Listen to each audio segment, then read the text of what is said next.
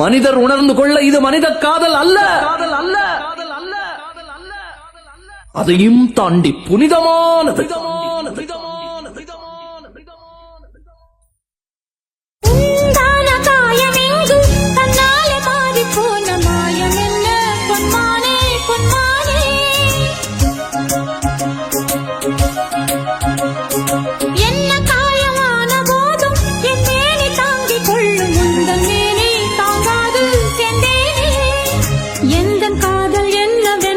சொல்லாமல் ஏங்க ஏங்க அழுகை வந்தது.